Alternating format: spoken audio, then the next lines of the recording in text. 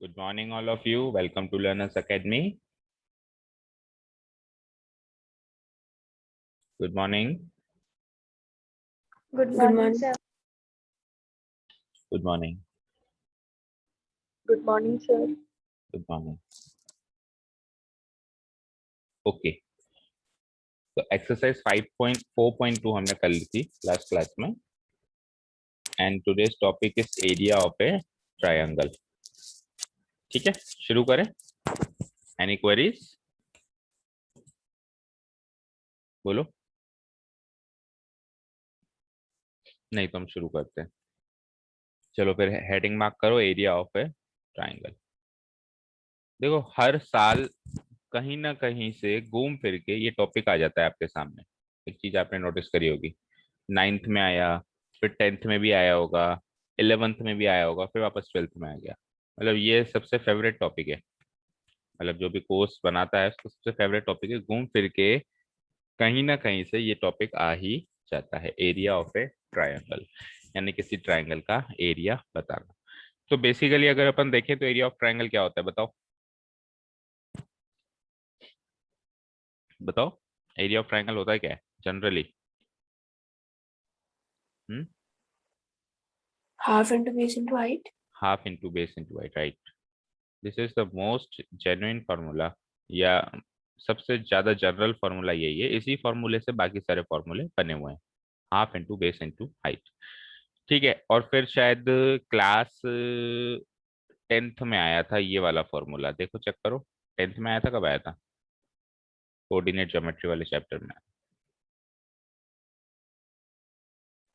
आया था, बताओ. जब Yes, sir. 10th math. Yes, 10th sir. में आया था. अगर ट्रायंगल के 3 वर्टिसेस के कोऑर्डिनेट्स गिवन हो, x1 y1, x2 y2 and x3 y3. अगर किसी ट्रायंगल के 3 वर्टिसेस के कोऑर्डिनेट्स गिवन हो लाइक दिस, जैसा कि अभी आप इसमें देख पा रहे हैं, x1 y1, x2 y2, x3 y3. तो उस केस में उस कोऑर्डिनेट ज्योमेट्री वाले चैप्टर में हमने सीखा था कि एरिया ऑफ ट्रायंगल जो रहता है वो कुछ इस तरीके से, एक फॉर्मूला हमने सीखा था. उस फॉर्मूले वो फॉर्मूला सही क्यों है गलत क्यों है वो चीज हमने डिस्कस नहीं करी थी. पर हमने ये सीखा था कि 1/2 into absolute value of x1 multiplied by y2 minus y3 plus x2 multiplied by y3 minus y2 plus x1 x3 sorry x3 multiplied by y1 minus y2. इस फॉर्मूले से हम उस ट्रायंगल का एरिया निकालते हैं. याद आ रहा है थोड़ा थोड़ा? एक फॉर्मूला हमने सीखा था, एक पूरी एक्सरसाइज थी इस फॉर्मूला के ऊपर. बोलो, याद आ रहा है? 3 फॉर्मूला थे उस टाइम कोऑर्डिनेट ज्योमेट्री में. एक था डिस्टेंस फार्मूला, एक था section formula and third formula was area of triangle. बोलो बच्चों, याद आ रहा है? Yes, sir. आरबीएससी की, अगर कोई आप आरबीएससी के थ्रू आए हो यहाँ तक, तो फिर आरबीएससी में नहीं था ये सीबीएसई वाली बुक में ही था, एनसीईआरटी वाली बुक में ही था. तो जो आरबीएससी से हैं, जैसे राजा है, राजा ने नहीं पढ़ा होगा शायद, पर फिर भी थोड़ा बहुत हिंट तो मिला ही होगा कैसा एक फॉर्मूला है. तो देखो ध्यान से बेटा, अगर इसी सारी चीज को मैं डिटर्मिनेंट में पुट करना चाहूं, ठीक है, अब हम एरिया ऑफ ट्रायंगल सीखेंगे थ्रू डिटर्मिनेंट्स या through the method of determinants. Through the method of determinants. तो आप जो वहां पे चीज देख रहे हो ना बेटा, वो सारी की सारी चीज एज इट इज डिटर्मिनेंट्स में पुट करके भी यही वैल्यू लाई जा सकती है. कैसे? फॉर एग्जाम्पल सपोज करो मैंने लिखा 1/2. 1/2 तो अपनी जगह रहेगा ही, because it is an scalar. Scalar तो स्केलर की जगह रहेगा ही सही. मल्टीप्लाइड बाय, अगर मैं वर्टिसेस को इस तरीके से अरेंज कर दूं 3/3 की मैट्रिक्स में, x1 y1 1, x2 y2 1, x3 y3 1. सोचो बेटा ध्यान से. चाहो तो उसको ऐसे कॉलम वाइज अरेंज कर लो, और चाहो तो ऐसे रो वाइज भी अरेंज कर सकते हो. कैसे? x1 y1 1, x2 y2 1 and x3 y3 1. ऐसे भी कर सकते हो. लेकिन क्योंकि जो स्टैंडर्ड तरीका और जो बुक में दिया हुआ है वो इस तरीके से कॉलम वाइज अरेंज है, तो हम भी फिर वही करेंगे। करोगे आप उससे तो भी उससे वही सेम आंसर आएगा। अब अगर आप मैं इसको कॉलम 1 के अलोंग एक्सपैंड करूं, तो आप ध्यान से देखो बच्चे, ये कि ये चीज बनेगी नहीं बनेगी, सोच के देखो।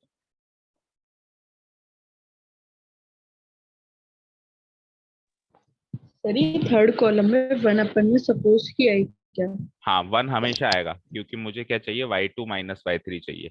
तो y2 माइनस y3 कैसे आएगा? सपोज करो मैं तीन एलिमेंट्स के अलोंग इसको एक्सपैंड कर रहा हूँ, तो x1 के अलोंग जब एक्सपैंड करूंगा तो ये गया ये गया। तो अब y2 into one y2 minus y3 into one y3, तभी तो y2 माइनस y3 आएगा जब इधर 1 1 रहेगा। ये 1 1 1 हमेशा आएगा, मतलब मैं इस फॉर्मेट में डालूंगा तब जाके मैं एरिया ऑफ ट्राइंगल निकाल सकता हूँ। इसी तरीके से x2, इसी तरीके से x3। देखो x2 में क्या होगा, x2 में अब ध्यान से सुनो, x2 में जो है साइन नेगेटिव होगा वैसे तो, क्योंकि नॉन डायगोनल एलिमेंट है।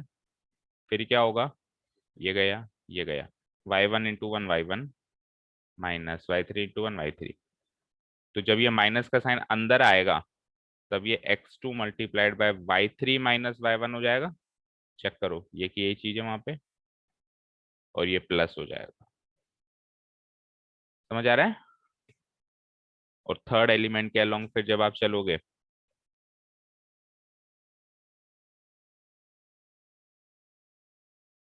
जब आप थर्ड एलिमेंट के अलोंग चलोगे तो प्लस x3 मल्टीप्लाइड बाई ये गया y1 into one y1 minus y2, x3 into y1 minus y। तो चेक करो जब अपन इसको फर्स्ट कॉलम, अच्छा फर्स्ट कॉलम जरूरी नहीं है, फर्स्ट रो के अलोंग कर दो, सेकंड रो के अलोंग कर दो, थर्ड रो के अलोंग कर दो, फर्स्ट कॉलम के अलोंग कर दो, सेकंड कॉलम के अलोंग कर दो, थर्ड, बनेगी वही चीज। पर फर्स्ट कॉलम के अलोंग एक्सपेंड करने से सीधे सीधे बन जाएगी, सीधे सीधे पहले ही स्टेप में बन जाएगी। बाकी अगर अपन फर्स्ट रो के अलोंग एक्सपेंड करें तो पहले स्टेप में नहीं बनेगी, दूसरे तीसरे स्टेप में बनेगी, लेकिन बनेगी वो की वही चीज। कुल मिला के इस डिटर्मिनेंट की वैल्यू वही आएगी जो आप यहाँ पे देख रहे हो। That means this is the area of triangle through determinant method. ये जो चीज देख रहे हो यही है area of triangle through determinant method. यहाँ तक समझ आया? तो कुछ फिर नोट्स लिख ले हम। सर ये तो एक तरह से प्रूफ हो गया ना इस फॉर्मूला के डिटर्मिनेंट से। देखो हमने, आप ध्यान से सुनो, एक्सेस चैप्टर नंबर थर्ड मैट्रिसेस जो थी, इस बार मैं इसको सबको डिलीट कर देता हूँ। चैप्टर नंबर थर्ड मैट्रिसेस में एक क्वेश्चन आया था, वर्ड प्रॉब्लम आई थी कि सेल प्राइस ये है, ठीक है, और नंबर ऑफ यूनिट्स ये है ना, और टोटल रेवेन्यू, इस तरह का क्वेश्चन आया था, याद करो। Yes sir. अब प्रोडक्ट नंबर मान लो 2 हैं या 3 है, ABC। सेल प्राइस इसकी ये 3 रुपए, इसकी ये 4 रुपए, इसकी 5 रुपए, इसके 10 यूनिट है, इसके 20 यूनिट है, इसके 40 यूनिट है। तो विदाउट मैट्रिसेस भी मैं सॉल्व कर पा रहा था ना। 10 इंटू 3 30, देखिए कितना रेवेन्यू मिला, 20 इंटू 4 80 एंड 40 इंटू 5 200। बोलो कहीं मुझे मैट्रिसेस की जरूरत थी क्या इसको सॉल्व करने के लिए? भी टोटल रेवेन्यू कितना मिलेगा, नहीं थी ना। या फिर इन अब तीनों प्रोडक्ट का टोटल रेवेन्यू कितना मिलेगा, 30 और 80, 110, 310 रुपए, अलग अलग इतना मिला, टोटल मिला कितना। तो ये सब कुछ सॉल्व करने के लिए मैट्रिसेस की कोई खास जरूरत थी क्या, हमको बताओ? वैसे भी सॉल्व हो रहा था ना ये तो, बताओ। Yes sir. लेकिन इसको मैट्रिसेस, थ्रू मैट्रिसेस सॉल्व करना था, तो हमने क्या करा, सेल प्राइस को एक मैट्रिक्स में रखा और नंबर ऑफ यूनिट्स को दूसरी मैट्रिक्स में रखा, और इनका ऑर्डर कुछ इस तरीके से मैच किया ताकि दिस इंटू दिस या तो 3/1 बने या 1/3 बने। जब अलग अलग पूछे तब 3/1 बनवाया हमने, और जब एक ही पूछे तब 1/1 बनवाया। इसको 3/1 के नहीं 1/3 के फॉर्मेट में रखवाया, इसको 1/1। तो ये हमने कैसे किया, मैट्रिसेस में रख के किया, ठीक है। सिमिलरली यहाँ पे एरिया ऑफ ट्राइंगल का वो फॉर्मूला हम जानते हैं, पहले से ही जानते हैं, ठीक है। लेकिन थ्रू डिटर्मिनेट्स हमको उसको इस तरीके से मोल्ड करना है, मोड़ना है इस तरीके से, ताकि वो डिटर्मिनेंट्स के थ्रू सॉल्व हो। तो ऐसा कोई वो, ऐसा नहीं कह सकते कि ये प्रूफ है, या ऐसा भी नहीं कह सकते कि ये कोई मतलब ऐसा कोई बना बनाया फॉर्मूला है। कुल मिला के हमने area of triangle through determinants निकालना है। तो मैं मैट्रिसेस में कब कैसे कहाँ पे कौन सा एलिमेंट रखूं ताकि ये जो चीज बने, जो मैं जिस हिसाब से मैं सिस्टम सेट कर रहा हूँ यहाँ पे एलिमेंट्स को रखने का, वो एग्जैक्टली एरिया ऑफ ट्राइंगल का जो फॉर्मूला होता है उससे मैच कर जाए। तो इसलिए मैंने इसको इस हिसाब से रख दिया। That's it. एक तरीके से मैं यूं कह सकता हूँ कि ये जबरदस्ती की बातें हैं। भाई सेल प्राइस और ये सब है मेरे पास, मैं वैसे भी निकाल सकता हूं, लेकिन जबरदस्ती कह रहा है कि साहब नहीं मैट्रिसेस से निकालो एरिया ऑफ ट्रायंगल का फॉर्मूला, लेकिन जबरदस्ती कह रहा है साहब डिटरमिनेंट से निकालो। तो भाई वो कह रहा है तो उनकी बात तो माननी पड़ेगी ना, भाई मार्क्स तो उसी ने देने हैं आगे चल के, तो उसकी बात माननी पड़ेगी। तो हमने क्या करा, चलो भाई आपकी बात रख लेते हैं, आपको area of triangle through determinant चाहिए, ये लो एलिमेंट्स को हमने इस तरीके से सेट किया ताकि इसकी वैल्यू एग्जैक्टली उसी फॉर्मूले के इक्वल आ गई। ठीक है बच्चों, समझे कुछ? Yes sir. ठीक है, चलो अब नोट डाउन करो एरिया ऑफ ए ट्राइंगल। एक ट्राइंगल नोट डाउन करो जिसके वर्टिसेस हैं x1 y1 x2 y2 x3 y3।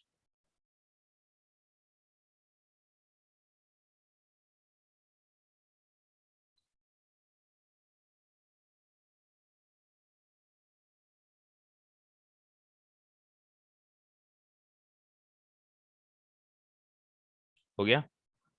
चलो नीचे नोट डाउन करो।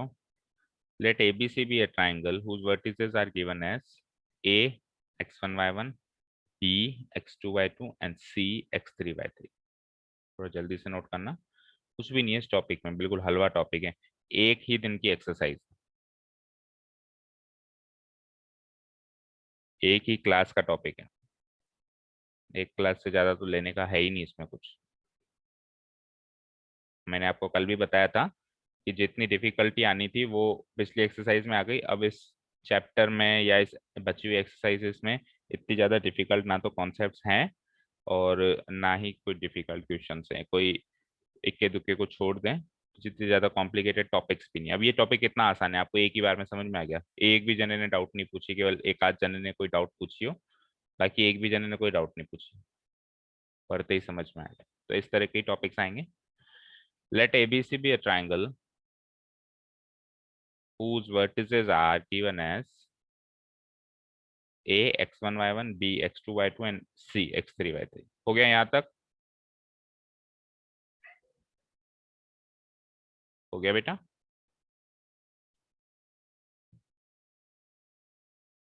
देन देन अगर ये हमने मान लिया तो area of triangle is given bye, इसको थोड़ा मैं क्लियर लिख लेता हूँ, थोड़ा सा ये अनऑर्गेनाइज्ड सा दिख रहा है, फिर से लिख देता हूँ। Then area of triangle is given bye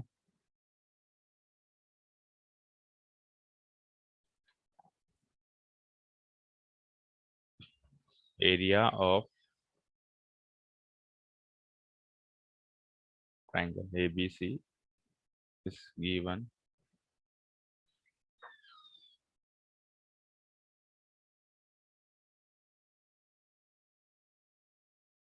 फिर से लिखो area of triangle ABC is given by given by, क्या फॉर्मूला बताया मैंने, area triangle ABC equal to half तो आएगा ही आएगा, ठीक है। और देखो एक पहले एब्सोल्यूट वैल्यू के लिए, अभी उसके लिए उसको भी डिस्कस करेंगे, दो डंडे लगाना है ना यहाँ पे, आप एक बार यूं लगाना और उसके बाद x1 y1 1, ठीक है। Second is x2 y2 1 and third is x3 y3।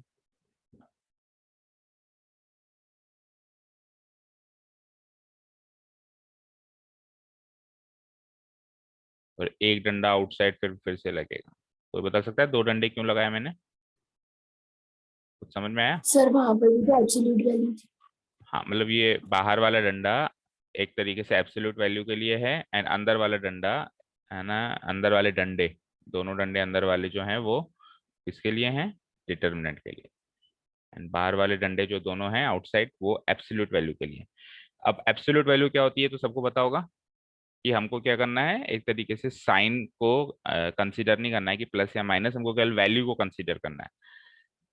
ठीक है, क्या होगा देखो, डिटर्मिनेंट की वैल्यू तो नेगेटिव भी आ जाएगी कई बार इसको सॉल्व करते टाइम। अगर मेरे वर्टिसेस नेगेटिव है x1 y1 x2 y2 x3, कोई इसमें से नेगेटिव वर्टेक्स है तो डिटर्मिनेंट की वैल्यू तो नेगेटिव भी आ जाएगी। Negative into half again negative आ जाएगी, लेकिन area can not be negative ना, एरिया तो पॉजिटिव ही रहेगा। एरिया तो एक क्वांटिटी रहेगी पॉजिटिव फॉर्म में। ज्यादा से ज्यादा गिरी से गिरी कंडीशन में एरिया जीरो हो सकता है, पर जीरो से और नीचे नहीं जा सकता, नेगेटिव नहीं जा सकता। That is why we will take the absolute value. अगर नेगेटिव वैल्यू भी आती है तो भी मुझे, जैसे मान लो इसकी वैल्यू -3 आ गई या -6 आ गई, तो मैं क्या करूंगा, बस +6 लेकर और 1/2 से +6 को मल्टीप्लाई कर, it comes out to be 3। समझ में आया? तो बाहर वाले डंडे फॉर एब्सोल्यूट वैल्यू, अंदर वाले डंडे फॉर डिटरमिनेंट। क्लियर है यहाँ तक?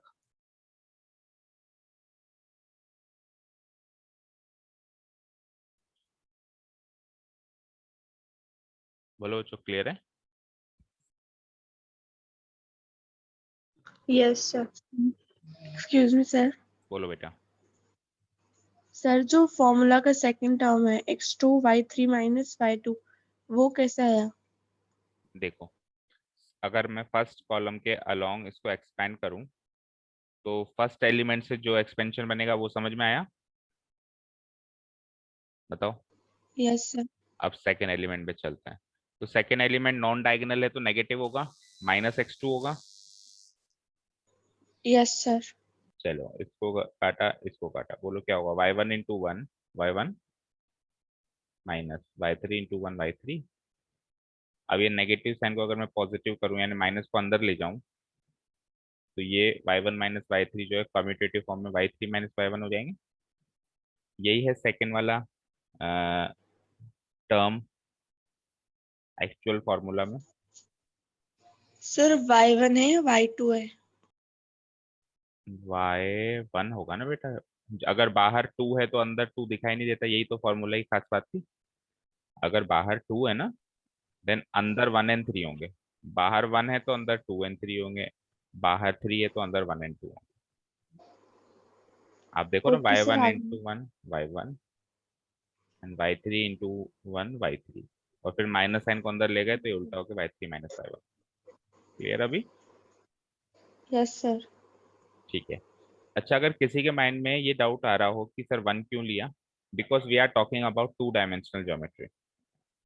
We are talking about 2 dimensional geometry.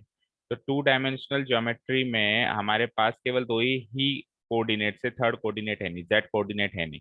तो नहीं है तो हमने उस कोऑर्डिनेट को 1 माना। एक्चुअली हमने ट्राइंगल एबीसी के वर्टिसेस को x1 y1 1, x2 y2 1 and x3 y3 1 माना है, क्योंकि हमको कोऑर्डिनेट्स दो ही गिवन है, लेकिन उन दो कोऑर्डिनेट्स की मदद से अगर मेरे को 3D में एंटर करना है तो मुझे थर्ड कोऑर्डिनेट इक्वल मानना पड़ेगा और वो 1 1 1 मानना पड़ेगा। ऐसा ही होता है भाई। मान लो मैंने एक नंबर लाइन लिखी, अब नंबर लाइन में ये 0 है, ये 1 है, ये 2 है, तो मैं अभी 1 डायमेंशन में चल रहा हूँ।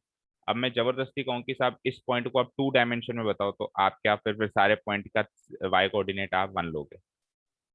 फिर आप सारे पॉइंट्स का वाई कोऑर्डिनेट क्या लोगे? 1 लोगे। कैसे लिखोगे इस पॉइंट को? अगर 1 डायमेंशन में लिखोगे तो 1 ही लिखोगे, लेकिन 2 डायमेंशन में लिखना हो तो 1 1, इसको 2 1, इसको 3 1, इसको -1 1।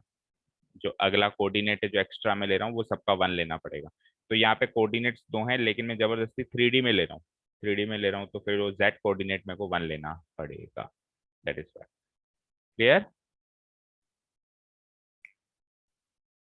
क्लियर है बेटा? क्योंकि अगर दो कोऑर्डिनेट से बनाएंगे तो स्क्वायर मैट्रिक्स ही नहीं बनेगी, स्क्वायर मैट्रिक्स नहीं बनेगी तो फिर डिटरमिनेंट ही नहीं निकलेगा।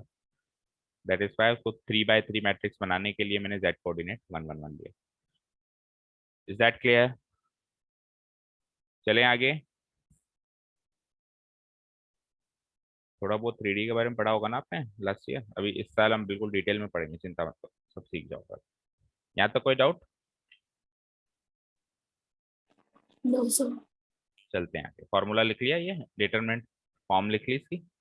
अगेन मैंने बताया कि इसको आप Yes, sir. ट्रांसपोज करके भी लिख सकते हो, इसको आप ट्रांसपोज करके भी लिख सकते हो, बिकॉज एनी डिटर्मिनेंट को अगर अपन ट्रांसपोज कर देते हैं तो वैल्यू में चेंजेस नहीं आते हैं, तो हम ऐसे भी लिख सकते हैं x1 y1 और नीचे 1, x2 y2 नीचे 1, x3 y3 नीचे 1, और फिर आप रो 1 के अलोंग एक्सपेंड कर दो। अभी कॉलम 1 के अलोंग कर दो, लेकिन जो बुक में स्ट्रक्चर दिया हुआ है ये वाला स्ट्रक्चर है, इसलिए फिर मैंने भी इसको ऐसे रख दिया। ठीक है, अब देखो इसको जब अपन सॉल्व करेंगे तो कुछ ऐसा ही आएगा, ध्यान से देखो, हाफ बाहर, फिर एब्सोल्यूट वैल्यू का sign, x1 y2 minus y3।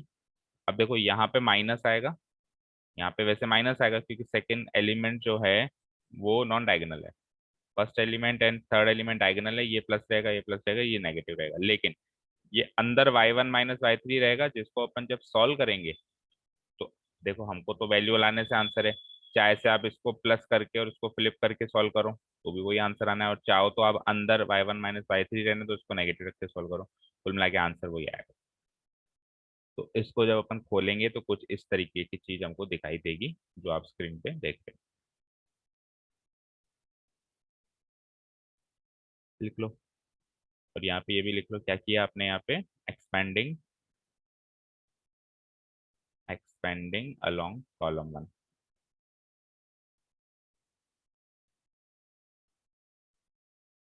Expanding along C1 किया है ना।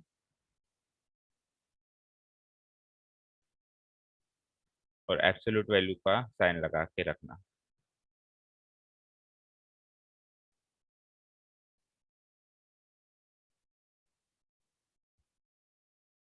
हो गया बेटा, वो बिग ब्रैकेट लगाओ तो भी ठीक, ना लगाओ तो भी चलेगा, लगा लो तो भी कोई खास फर्क नहीं पड़ेगा, नहीं लगाओगे तो भी कोई खास फर्क नहीं। देखो फॉर्मूला को अगर अपन को डायरेक्ट याद रखना है, हालांकि डायरेक्ट याद रखने से पार पड़ेगी नहीं, पहले हमको डिटरमिनेंट फॉर्म इसको सेट करना ही पड़ेगा। अगर याद भी रखना चाहो तो एक चीज इसमें स्पेशल बात होती है, 10th क्लास में भी आपके टीचर ने बताई होगी, बाहर 1 है तो अंदर 2 एंड 3, बाहर 2 है तो अंदर 1 एंड 3, बाहर 3 है तो अंदर 1 एंड 2। यही तो इस फॉर्मूला की खास बात है, मतलब इसी तरीके से तो इस फॉर्मूला को याद किया जाता है, लर्न किया जाता है, कि जो बाहर है वो अंदर नहीं मिलेगा। हो गया बेटा यहाँ तक, चलें आगे।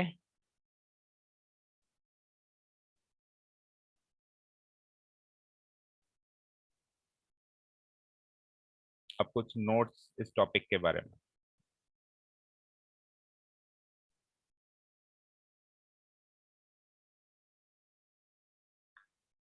हो गया बेटा, Yes, sir. ठीक है। Yes, sir. अब ये नोट लिखो मत, पहले समझ लो। देखो बेटा, सपोज करो मेरे पास वर्टिसेस गिवन है, वही x1 y1 1, x2 y2 and 1, x3 y3 and 1, और इसकी वैल्यू मुझे निकालनी है। तो इसकी मतलब वैल्यू निकालोगे आप 1/2 भी लगा दोगे ना, तो बेटा इसकी जो वैल्यू आएगी वो तो हर हाल में पॉजिटिव माननी पड़ेगी मुझे, आ तो दोनों सकती है आने में तो ये एक नेगेटिव वैल्यू भी आ सकती है और एक पॉजिटिव वैल्यू भी आ सकती है, बट मुझे कौन सी कंसीडर करनी पड़ेगी, पॉजिटिव वैल्यू। ये चीज तो आप समझ गए क्योंकि एब्सोल्यूट वैल्यू लेते हैं हम, ठीक है।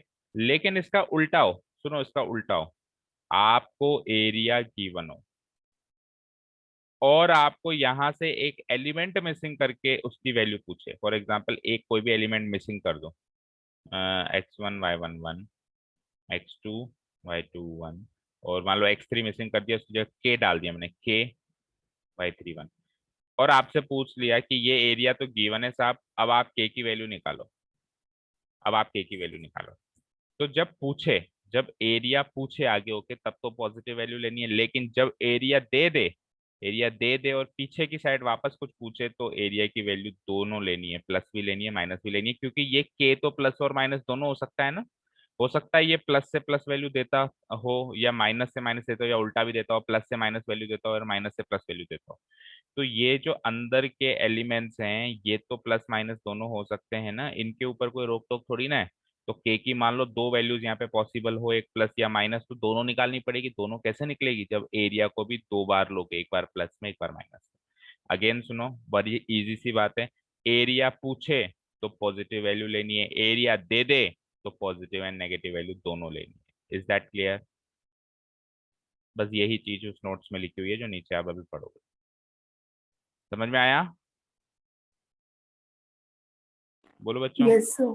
ठीक है, एरिया पूछ ले तब तो नेगेटिव वैल्यू को निगलेक्ट करके positive value is my answer. Area खुद दे दे, जैसे मान लो एरिया दे दिया 5 स्क्वायर यूनिट्स, तो जब आप एक इक्वेशन, एक मैट्रिक्स, एक डिटरमिनेंट इक्वेशन बनाओगे तब आप एरिया को प्लस या -5 लोगे और फिर आप इसको सॉल्व करना शुरू करोगे और फिर आप मिसिंग जो भी यहाँ पे एलिमेंट है उसकी वैल्यू निकालोगे। और ऑब्वियसली जब आप इसको 2 लिख रहे हो, +5 एंड -5, तो के की वैल्यू या जो भी मिसिंग वैल्यू होगी वो भी 2 ही निकलेंगी। +5 से कुछ अलग निकलेगी एंड -5 से कुछ अलग निकलेगी। Is that clear? तो इसी को उस नोट्स में लिखा हुआ है, लिख लो आप। एक सेकंड नोट और है तो पहले उसको लिख लो, फिर सेकंड नोट समझाते हैं। नोट है, in case area of a triangle is a negative value then we consider only the numeric value ignoring the minus sign। ठीक है, वेरी ऑब्वियस, बहुत ही इजी सी बात है। अभी भी जो मैंने समझाया वही है। इन केस अगर area of a triangle is a negative value then we will consider only the numeric value. भाई एब्सोल्यूट वैल्यू का मतलब ये होता है कि न्यूमेरिक वैल्यू को कंसीडर करो, साइन को कंसीडर मत करो, इग्नोरिंग द माइनस साइन। यहाँ तक लिखिए।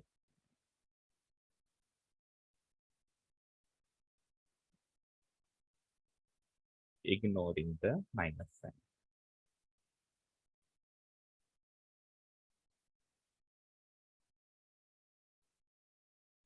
नोट हो जाए तो प्लीज बता दीजिए।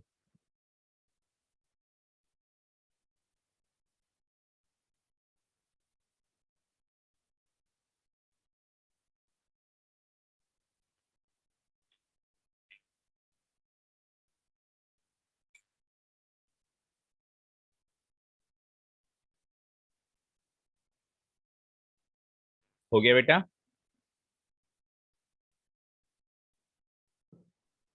हो गया note down? Yes sir. Okay, yes sir. आगे बढ़ते हैं। Second note, this was the first note कि पूछे तो। सेकेंड नोट जब गिवन हो, अच्छा वो वाला सेकेंड नोट तो यहाँ लिखा हुआ ही नहीं है ना, सीधे 3 नॉन कोलिनियस पॉइंट्स की बात कह दी इसने, तो वो नोट लिख लो बेटा, वो भी थोड़ा इंपॉर्टेंट है, इसको बाद में सीखते हैं।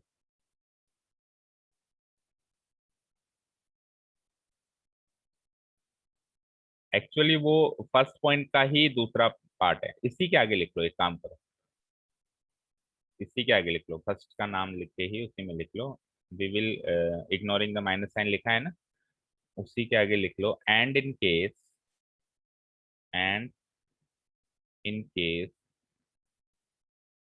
एरिया इज गिवन, शॉर्ट में लिख लो area is given with the help of which with the help of which जिसकी मदद से with the help of which we are required to find some missing value, some missing value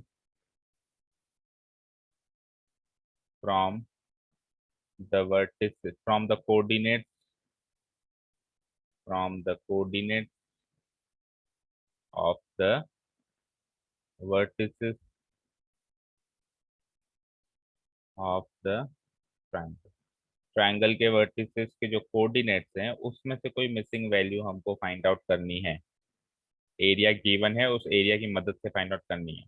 then उस case में we will consider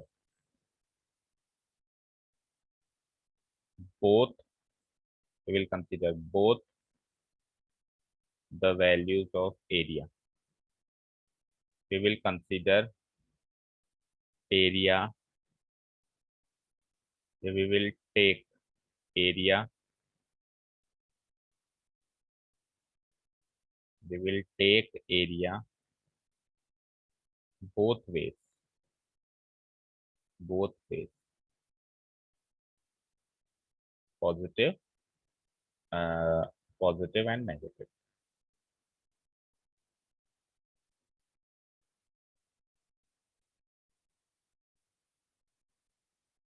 positive या negative.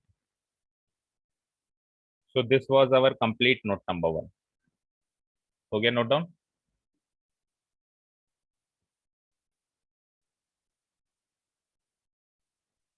Excuse me sir. बोलो बेटा।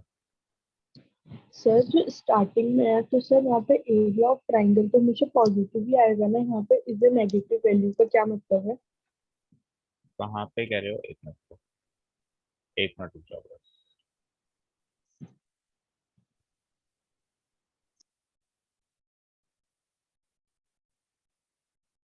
हम्म, हाँ, कौन से नोट में कह रहे हो? फर्स्ट नोट में? यस सर, स्टार्टिंग में। देखो, इन case area of triangle is a negative value. देखो, वो जो फॉर्मूला हमने बनाया ना, आपने टेंथ में भी ये चीज सीखी होगी कि जो आपने जनरल फॉर्मूला बनाया था x1 y2 - y3, ठीक है? तो इस फॉर्मूला से या फिर डिटरमिनेंट फॉर्म में जो आपने बनाया ये वाला फॉर्मूला, इस फॉर्मूला से अगर एरिया ऑफ ट्राइंगल, इस फॉर्मूला से अगर, गलत लिख दिया कि सही है? हाँ, इस फॉर्मूला से अगर एरिया ऑफ ट्राइंगल एक नेगेटिव वैल्यू आ जाए तो फिर हम क्या करेंगे, इसका एब्सोल्यूट वैल्यू ले लेंगे, यानी कि हम न्यूमेरिक वैल्यू कंसीडर करके माइनस साइन को इग्नोर करेंगे। मतलब area of triangle obviously negative नहीं आ सकता, लेकिन इस फॉर्मूला से अगर नेगेटिव आ जाए तो ये काम करना है, ठीक है? Yes sir. हम्म, और इसी का सेकंड पार्ट समझ गए कि अगर एरिया गिवन हो तो फिर बोथ वेज लेना है हमको, पॉजिटिव वैल्यू भी लेनी है, नेगेटिव वैल्यू। अच्छा, नोट नंबर 2, नोट नंबर 2 पहले समझ लो। देखो, मुझे बताओ, इस ट्राइंगल का मान लीजिए एरिया, इस ट्राइंगल का एरिया ABC मान लीजिए 10 स्क्वायर यूनिट्स है, और ये जो ए पॉइंट है इसको मैं थोड़ा सा नीचे ले आऊं, और ये ए पॉइंट नीचे झुक के यहाँ आ जाए, ए डैश हो जाए मान लो, तो जो अब ये नया ट्राइंगल बना है A-BC, इसका एरिया 10 स्क्वायर यूनिट से बड़ा होगा या कम होगा? होगा कितना वो नहीं पूछ रहा हूँ, लेकिन छोटा होगा या ज्यादा होगा या कम होगा वो बताओ। कम हुआ। कम होगा ऑब्वियसली, ये ट्राइंगल छोटा दिख रहा है उससे, तो ये मान लो थोड़ा सा कम कर देता हूँ, जैसे 6 स्क्वायर यूनिट्स हो गए। मान लो ए डैश को और थोड़ा नीचे लिया है, यहीं लिया है, A-, अब ट्राइंगल A-BC का एरिया और कम हो गया, आया ना? हाँ सर। कितना मान लो, चलो थोड़ा मान लेता हूँ, जैसे 2 स्क्वायर यूनिट, और ऐसे नीचे लाते लाते लाते लाते इसी में मर्ज हो गया, ये ए पॉइंट इसी में मर्ज हो गया, A-, तो अब है तो ये भी 3 पॉइंट BAC, तो BAC 3 पॉइंट है, ये भी एक ट्राइंगल ही है, अभी भी ये एक ट्राइंगल ही है, बट इस ट्राइंगल का एरिया क्या होगा? अब अगर ए को बिल्कुल मर्ज कर दूं तो इस ट्राइंगल का एरिया 0 स्क्वायर यूनिट हो जाएगा, क्योंकि प्रैक्टिकली तो ट्राइंगल बना ही नहीं रहा वो, प्रैक्टिकली तो ट्राइंगल बना ही नहीं रहा ना भाई, थोड़ा सा भी ऊपर होता, यहाँ पर भी होता तो भी ट्राइंगल बनता और एक पॉजिटिव वैल्यू एरिया में आती, जैसे 1 स्क्वायर यूनिट की आती, 0.5 भी आती, लेकिन बिल्कुल ही मर्ज हो गया, उसी लाइन में मर्ज हो गया। तो फिर ये जो ए ट्राइंगल बना, अब जो ट्राइंगल बना मर्ज होने के बाद, उसका एरिया 0 स्क्वायर यूनिट्स आएगा नहीं आएगा बताओ? बोलो। हम्म, बोलो बेटा। Yes sir. ठीक है, यस सर। तो उसका एरिया 0 स्क्वायर यूनिट्स आएगा, इसका मतलब अब ये 3 पॉइंट्स क्या हैं? जो पॉइंट्स सेम लाइन में लाया करते हैं उनको कोलिनियर पॉइंट्स बोलते हैं, पता है? उन पॉइंट्स को क्या बोलते हैं हम? कोलिनियर पॉइंट्स, ठीक है? तो ये पॉइंट्स क्या है? कोलिनियर पॉइंट्स हो गए। दैट मीन्स यहाँ से एक कॉन्सेप्ट निकल के आता है कि अगर 3 पॉइंट्स कोलिनियर हैं तो उन तीनों पॉइंट्स पर, मान लो ABC कोलिनियर है, तो उन तीनों पॉइंट्स को एक ट्राइंगल के वर्टिसेस के रूप में मान लो, और उस ट्राइंगल का एरिया हमेशा 0 स्क्वायर यूनिट्स आएगा। अब ये कॉन्सेप्ट हमको कई चीजें प्रूव करने में मदद करता है, जैसे कि मान लो आपको प्रूव करने के लिए दे दिया कि ABC कोलिनियर है, प्रूव करो, तो ABC कोलिनियर है प्रूव करो, क्या करोगे आप? ABC के जो भी कोऑर्डिनेट्स गिवन हैं उसको उस डिटरमिनेंट फॉर्मेट में डालोगे और उसकी वैल्यू 0 रखोगे। अगर वो वैल्यू 0 आ जाती है दैट मीन्स वो कोलिनियर है। अगर उसकी वैल्यू 0 नहीं आती है, कुछ भी आती है, मान लो 1 भी आती है, तो 1 भी आती है दैट मीन्स बी इस पे लाई नहीं कर रहा है, फिर बी थोड़ा ऊपर है, तभी तो इसकी कुछ वैल्यू आ रही है। ठीक है, समझ में आया? बताओ। तो फिर हम लिखें, लिखिए the area of triangle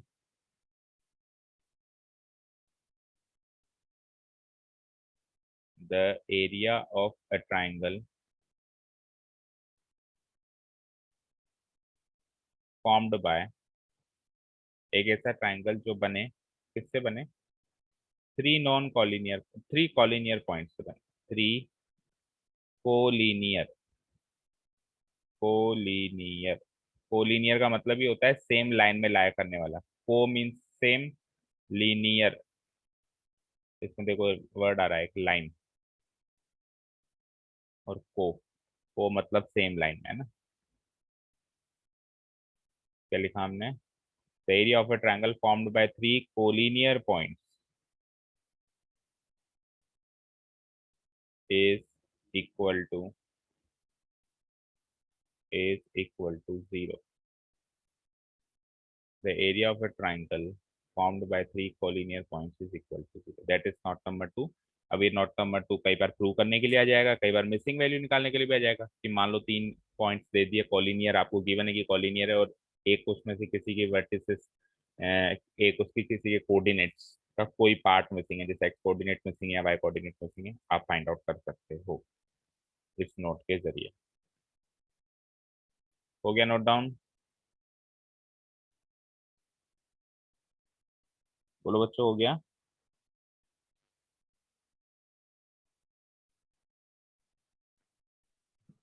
yes sir. ठीक है, अब एक और चीज सुनो। आपको अगर एक बार ऐसा क्वेश्चन भी आएगा इस एक्सरसाइज में, आपको क्या कहेगा, एक लाइन देगा, उसके दो पॉइंट्स, मतलब वो लाइन दो पॉइंट से पास कर रही है, मान लो x1 y1 से, और x2 y2 से पास कर रही है। ये गिवन होगा कि ये लाइन इन दो पॉइंट से पास करती है, एंड आपसे पूछेगा इस लाइन की इक्वेशन बताओ, इस लाइन की इक्वेशन बनाओ या इक्वेशन बताओ।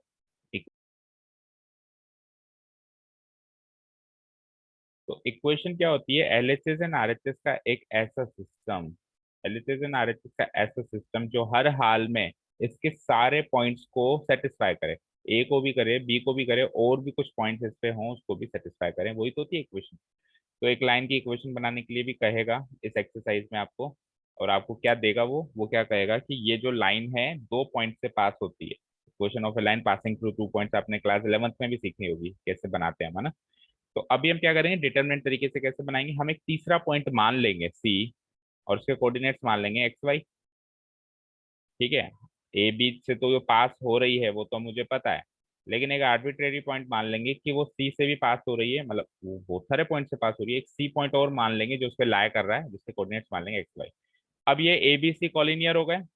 अब ये ए बी सी कॉलिनियर हो गए, तो बाय नोट नंबर टू का अगर मैं यूज करूं तो मैं ये लिख सकता हूँ, x1, भाई मैं पहले क्या लिखता था कोलिनियर पॉइंट्स के लिए, x1 y1 1, x2 y2 1 and x3 y3 1 equal to 0, यही लिखता था मैं भाई। कॉलिनियर पॉइंट्स के लिए मैं यही चीज लिखता था भाई, इसकी वैल्यू 0 होगी। बताओ, अब आपको होगा सर 1/2 कहाँ गया? 1/2 भी है वहां पे, लेकिन वो मल्टीप्लाई होकर 0 हो जाएगा ना अल्टीमेटली। तो मैं डायरेक्टली ये भी लिख सकता हूँ कि इसकी वैल्यू 0 है। तो देखो अब क्या करूंगा मैं, तीसरा पॉइंट क्या हो गया मेरा, x3 y3 1 की जगह xy है, तो मैं ये 3 हटा दूंगा यहाँ से, 3 और ये 3 हटा दूंगा, xy1। अब आप इसको एक्सपैंड करोगे ना बेटा, तो यहाँ पे एक्स वाई की फॉर्मेट में एक सिस्टम बन जाएगा, एक पॉलिनोमियल बन जाएगा, और उधर 0, तो ये एक इक्वेशन बन जाएगी जो इस लाइन की होगी। क्योंकि यहाँ पे ये एक्स और वाई नंबर नहीं है, ये एक्स और वाई वेरिएबल्स हो गए, और ये सारे बाकी सारे नंबर्स हैं। तो आप इसको रो 3 के अलोंग एक्सपैंड कर दो, तो एक्स आ जाएगा, वाई आ जाएगा, इस तरीके से इक्वेशन बन जाएगी।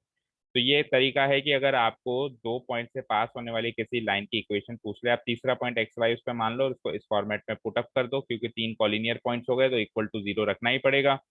इक्वल टू 0 रखते ही जो भी चीज बन के आएगी, इसमें से जो भी चीज बन के आएगी वही मेरी इक्वेशन ऑफ दैट लाइन होगी। क्लियर है? अब इसको नोट्स में तो क्या लिखें, लिखें क्या, क्वेश्चंस में कर लेंगे सीधे, बताओ, या लिख लो, चलो लिखना है तो नोट नंबर 3 डाल के, note number 3,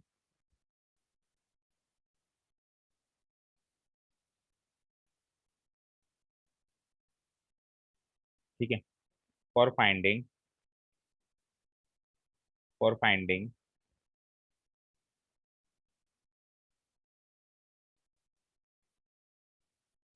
for finding the equation of a line, equation of a straight line,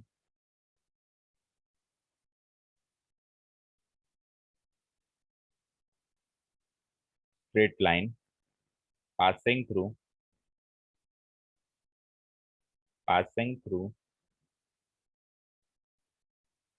2 points, 2 points A, x1 y1, and B, x2 y2, comma, we will consider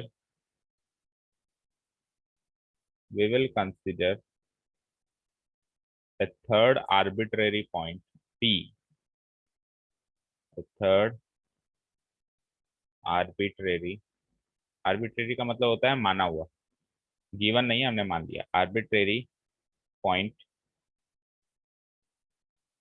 P, इसके कोऑर्डिनेट्स हम मानेंगे x, y, क्योंकि आपको कुछ ऐसी चीज चाहिए जिसमें एक्स वाई दिखाई दे, इक्वेशन में एक्स वाई दिखाई देता ही है ना, तो फिर हम क्या करेंगे, तीसरे पॉइंट के कोऑर्डिनेट्स एक्स वाई ही मान लेंगे, point P X Y lying on the line, lying on the line. अब ए और बी ऑलरेडी उस लाइन पे लाया करते हैं, पी भी उस लाइन पे लाया हमने करवा दिया, तो अब ये तीनों पॉइंट्स, सो तीनों पॉइंट्स हो जाएंगे कोलिनियर, सो द 3 पॉइंट्स,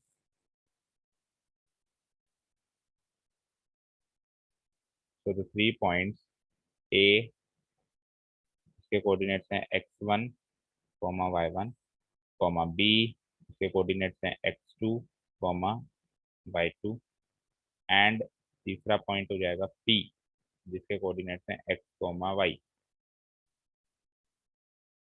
ठीक है, become collinear, they become collinear,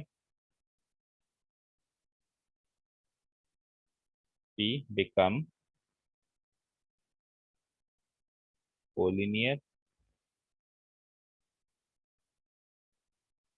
and hence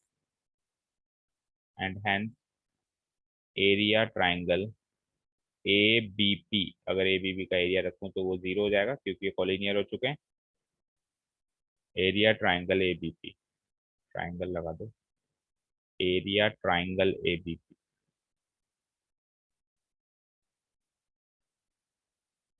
A B P equal to 0।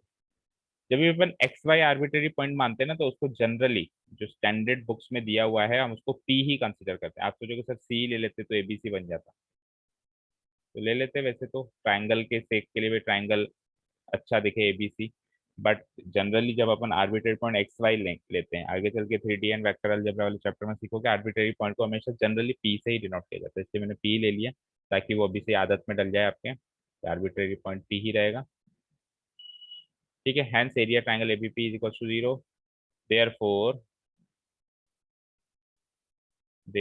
we can write, therefore we can write as follows, इस तरीके से हम राइट कर सकते हैं, कैसे लिख सकते हैं ये बता दिया था आपको, we can write as follows, x1 y1 1 2 y2 1 and x y 1 equal to 0, और यहाँ से इक्वेशन बन जाएगी। 1/2 भी लिखने की जरूरत ही नहीं, क्योंकि 1/2 वैसे भी लिखने से फायदा है नहीं, उधर जाके वो 0 बन ही जाएगा, तो सीधे आप बस ये फॉर्मेट में कोऑर्डिनेट्स को रखो, जो भी पॉइंट्स गिवन है और आपके लिए इक्वेशन तैयार है। That's it. इससे ज्यादा इस एक्सरसाइज में कुछ नहीं सीखना।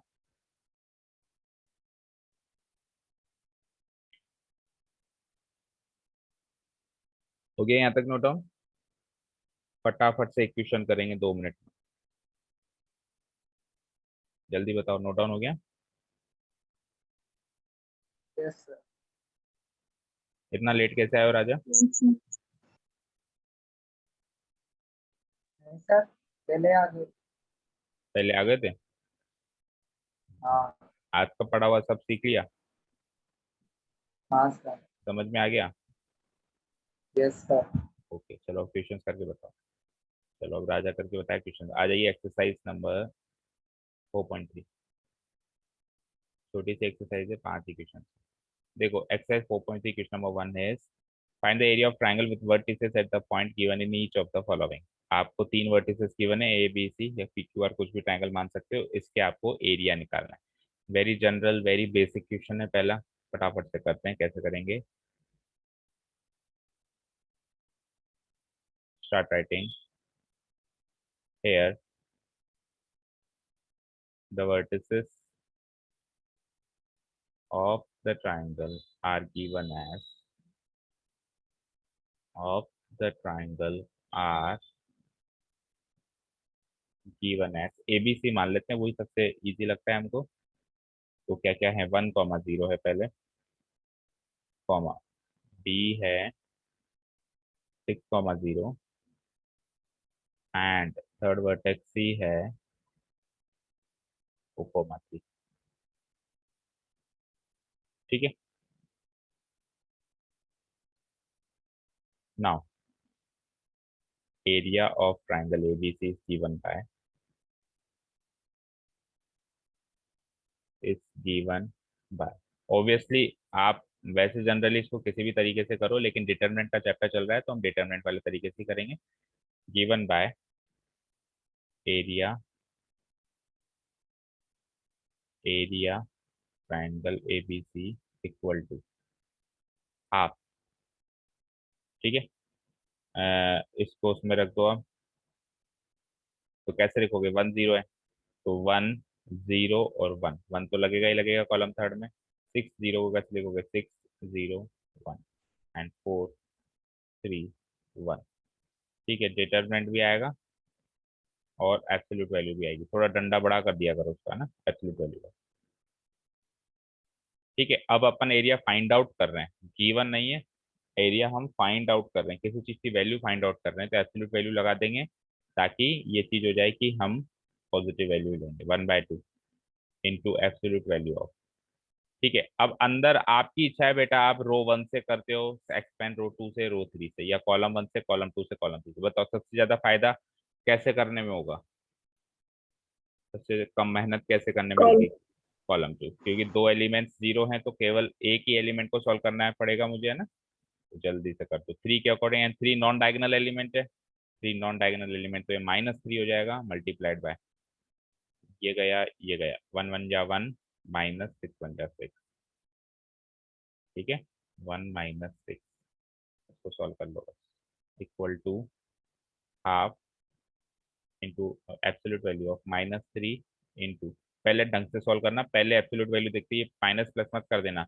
ये पूरा सॉल्व हो जाए उसके बाद एब्सोल्यूट वैल्यू लगाना। कई बच्चे जल्दीबाजी में पहले इसको प्लस कर देते हैं कि सर एब्सोल्यूट वैल्यू लगा हुआ है प्लस कर दो। नो, हो सकता है ये वैसे ही प्लस हो जाए। देखो देखो यहाँ पे ये वैसे ही प्लस हो रहा है। 1 -6 -5, तो 1/2 इंटू एब्सोल्यूट वैल्यू ऑफ +15। अब आप लास्ट में पूरी वैल्यू आ गई, अब एब्सोल्यूट वैल्यू को खोलना, अगर पॉजिटिव है तो ठीक है, नेगेटिव है तो उसको पॉजिटिव कर देना। That is 15/2 square units is your answer. 7.5 लिख लो, या तो नहीं तो ये भी लिख सकते हो। तो वेरी इजी, काफी सरल है बेटा।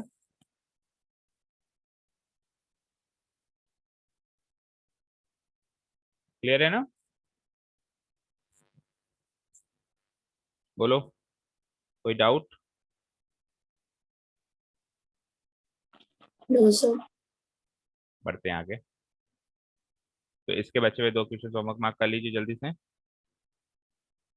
इसके बचे हुए 2 क्वेश्चन होमवर्क मार्क कर लीजिए जल्दी से, second and third. Show that this are collinear. आपको क्या करना है, ये पॉइंट्स कोलिनियर हैं, ये सब प्रूव करना है। अभी अभी मैंने क्या कहा, कोलिनियरिटी प्रूव करने के लिए हम क्या करते हैं, इसको डिटरमिनेंट फॉर्म में रख के और जीरो के इक्वेट कर देते हैं। Here the 3 points are given as points are given as, वही एबीसी मान लो, कोई प्रॉब्लम नहीं है। ए है A comma B plus C, B है B comma C plus A, and C है।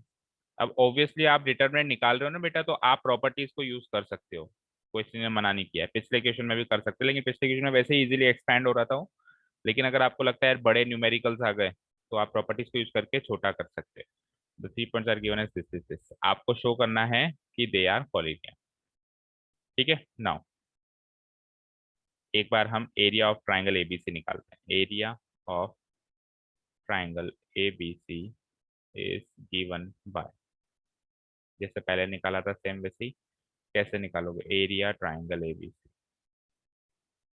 Equal to half absolute value of determinant of, क्या लिखोगे, A B plus C 1, second हो जाएगा बी सी प्लस ए 1, तीसरा हो जाएगा C A plus B 1, determinant close absolute value closed.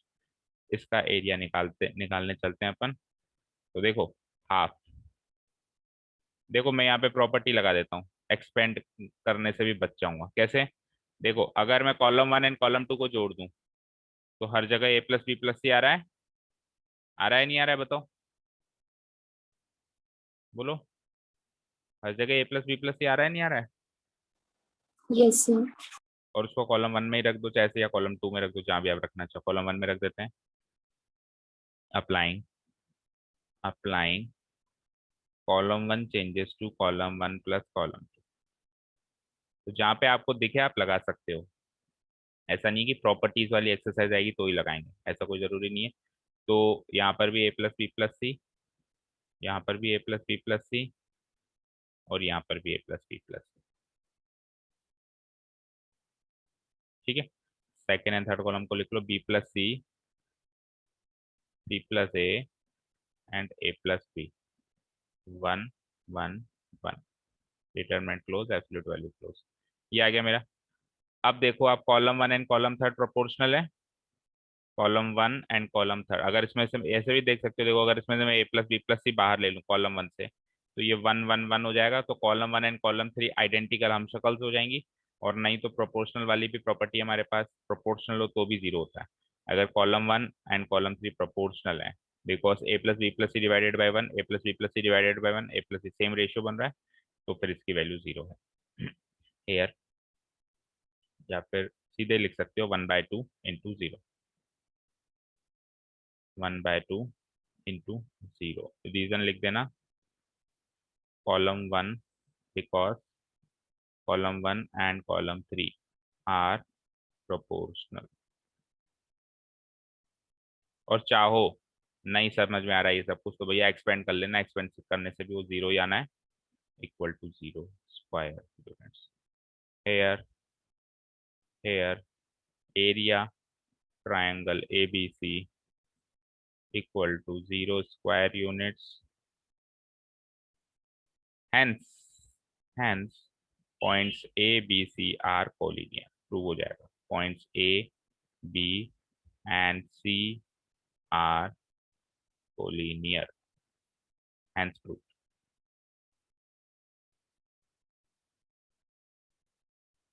Hence prove हो गया, नोट डाउन।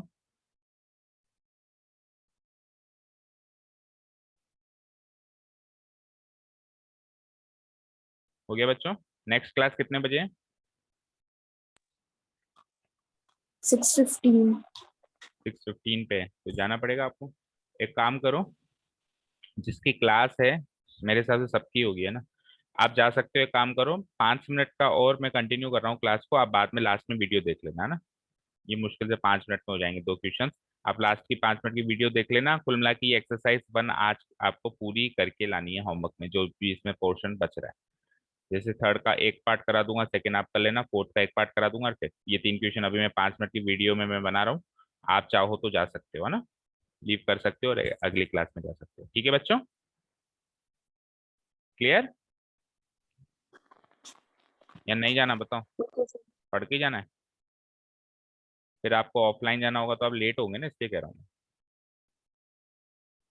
देख लो आप चाहो रुकना, अगर मैनेज करो तो ठीक है, नहीं तो आप जा सकते हो ना। थर्ड क्वेश्चन देखो, फाइंड द वैल्यूज ऑफ के। छोटे मोटे क्वेश्चन 5 मिनट की क्लास के लिए मैं इसको पेंडिंग नहीं छोड़ना चाहता, कल से नया टॉपिक पढ़ेंगे ना। Find the values of k if area of triangle is 4 square units and vertices are. वही सेम चीज कि एक चीज कहीं ना कहीं मिसिंग है। देखो के यहाँ पे मिसिंग है और के यहाँ पे, एक ही जगह मिसिंग करेगा, दो जगह नहीं कर सकता। दो जगह करेगा तो फिर कॉम्प्लिकेशंस बढ़ जाएंगे। तो एक के यहाँ पे मिसिंग है और एरिया खुद ने दे दिया। मैंने क्या कहा था, एरिया खुद दे दे तो उसको पॉजिटिव भी लेना है और नेगेटिव भी लेना है। ठीक है चलो, पहला वाला पार्ट करवा देता हूँ मैं। वर्टिसेस गिवन है ये hair, the vertices of the triangle are given as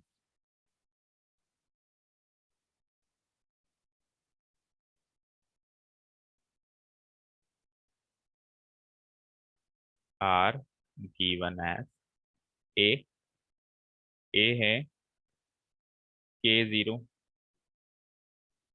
comma b है 40 एंड c है 0,2। और मुझे k की वैल्यू निकालनी है, एरिया गिवन है। Also area of triangle ABC। चलो एक बार हम एरिया निकालते हैं, पहले निकालते हैं फिर लिखेंगे कि गिवन क्या है ना। Now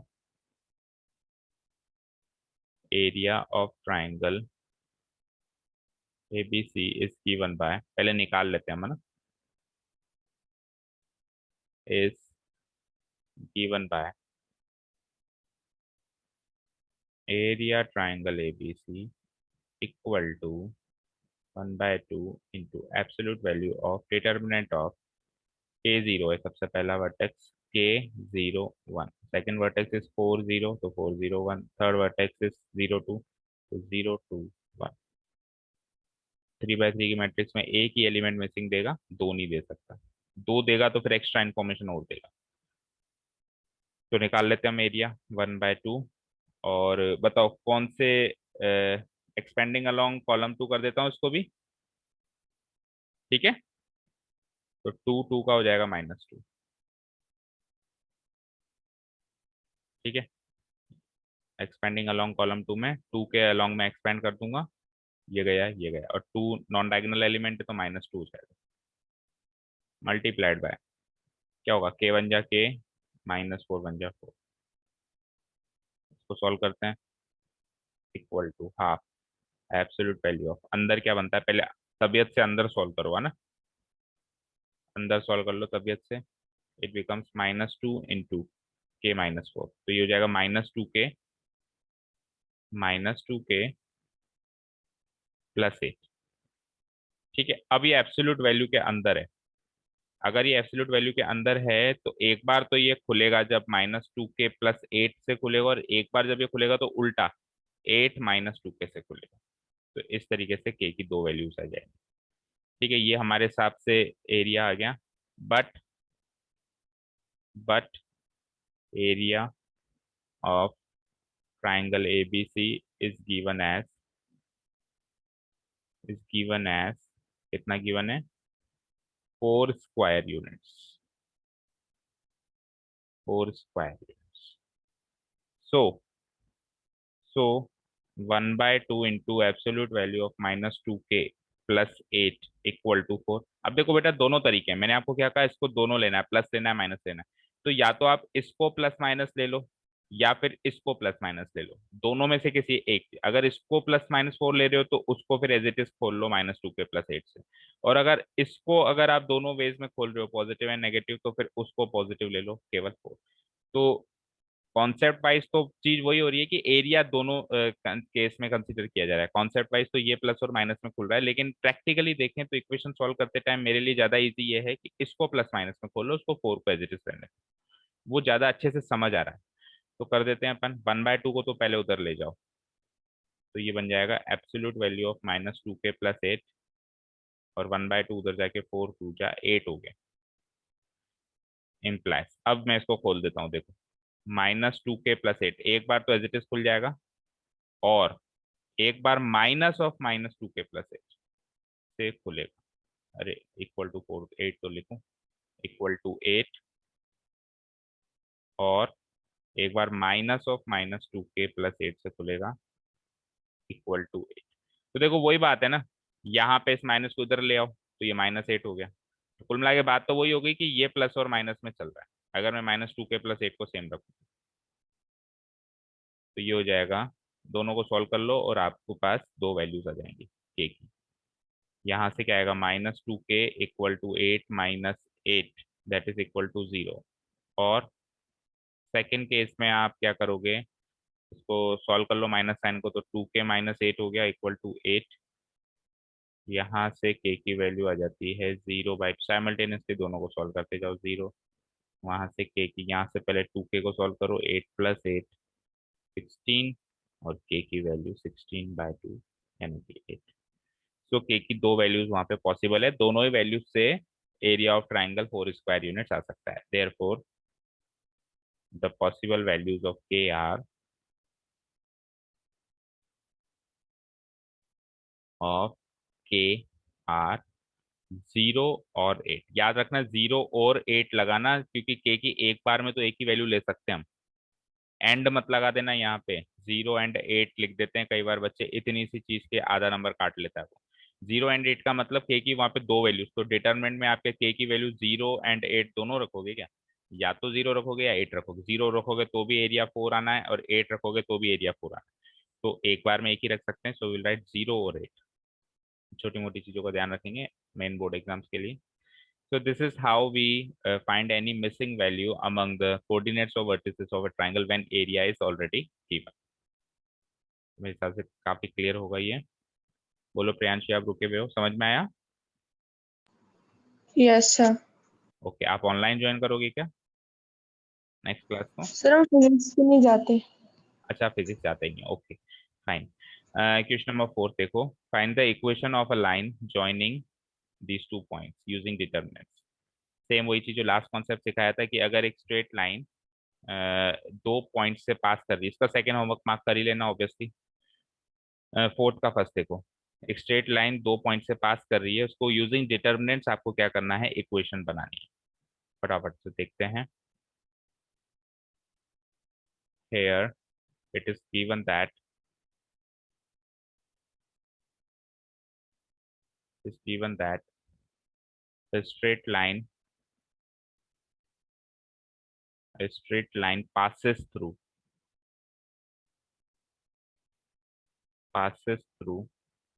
two points given as a और b ही मान लो, कोई प्रॉब्लम नहीं है। पहला है 1,2 एंड सेकेंड इज 1,2 एंड 3,6। यहाँ तक करो प्रियांशु, फिर बताओ।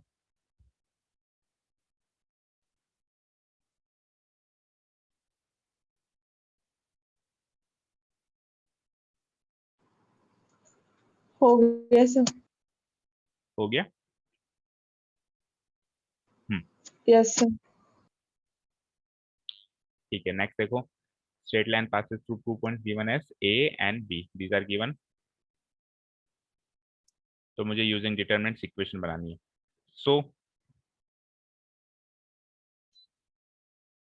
So the equation अब वो प्रोसेस सारा नहीं समझाएंगे हम, भाई हमने आर्बिट्रेरी पॉइंट माना क्या किया, या फिर एक बस ये लाइन ये लिख लो कि वो लाइन, वो जो लाइन है एक आर्बिट्रेरी पॉइंट से पास होती है, इसे मान लो। Now let us suppose sorry, let us suppose the line passes through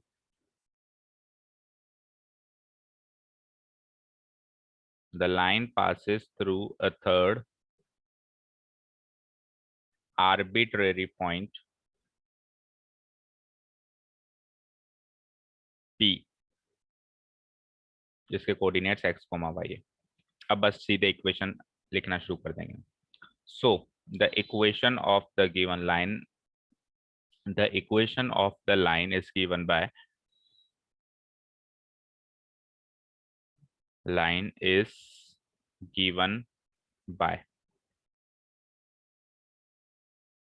कैसे लिखेंगे हम इक्वेशन? डिटर्मिनेंट और 2 पॉइंट्स कौन से पहले वो देख लो, 1, 2, तो 1, 2, 1 एंड सेकेंड पॉइंट इज 3, 6, तो 3, 6, 1 और जो थर्ड पॉइंट है XY मानना है तो XY1, कॉलम थर्ड तो हमको 1 ही मानना है।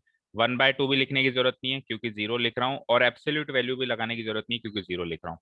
भाई 0 के इक्वेट कर दिया तो 0 का तो कोई साइन होता नहीं है ना, प्लस या माइनस, ठीक है। तो दोनों में से कुछ करने की जरूरत नहीं, ना एब्सोल्यूट वैल्यू लगाने की जरूरत है और दूसरी चीज ना ही 1/2 लिखने की जरूरत है, वो सब 0 बन गया। बस इसको सॉल्व कर लो और यहाँ से इक्वेशन हो जाएगी। तो मैं expanding along column row third है ना, एक्सपेंडिंग अलोंग रो थर्ड। वैसे तो आप किसी से भी कर सकते हो, रो 1 से कर लो, रो 2 से कर लो, कॉलम 1 से कॉलम 2 से, चीज वही बनेगी। लेकिन ज्यादा इजी मेरे लिए, क्योंकि मुझे एक्स वाई में इक्वेशन चाहिए, तो मैं एक्स वाई जिसमें रखा हुआ है रो थर्ड में वहीं से एक्सपेंड करूँ तो वो सीधे पहली स्टेप में बन जाएगी। बाकी उसे करोगे तो दूसरी तीसरी स्टेप में बनेगी। Expanding along row 3 we get, सबसे पहले एक्स लेता हूँ, तो एक्स डायगोनल एलिमेंट है, पॉजिटिव ही रहेगा, मल्टीप्लाइड बाय हो जाएगा 2 1 जा 2 माइनस 6 1 जा 6। फिर वाई नेगेटिव हो जाएगा क्योंकि नॉन डायगोनल एलिमेंट है, हो जाएगा 1 1 जा 1 माइनस 3 1 जा 3। फिर 1 वापस डायगोनल एलिमेंट पॉजिटिव ही रहेगा, 1 6 जा 6 माइनस 3 2 जा 6 इक्वल टू 0। यहाँ से आ जाता है ये 2 - 6 यानी -4x और माइनस वाई और -2 यानी +2y, और ये हो जाता है +0, 1 × 0 0 इक्वल टू 0। तो इसको माइनस साइन को हटा दूं, पॉजिटिव कर दूं, तो ये इक्वेशन बन जाती है 4x - 2y इक्वल टू 0। या फिर इसको थोड़ा सा और शॉर्ट करके लिख सकते हो आप, 2 को कॉमन लेके 2x - y equal to 0 is the required equation of the given line. Check करो पीछे आंसर यही क्या?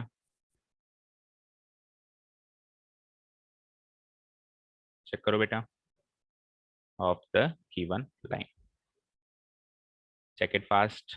चलते हैं फिर लास्ट क्वेश्चन पे।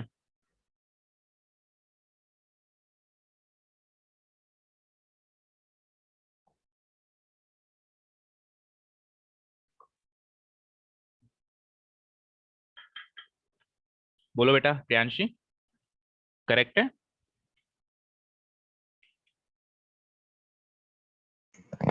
Yes sir.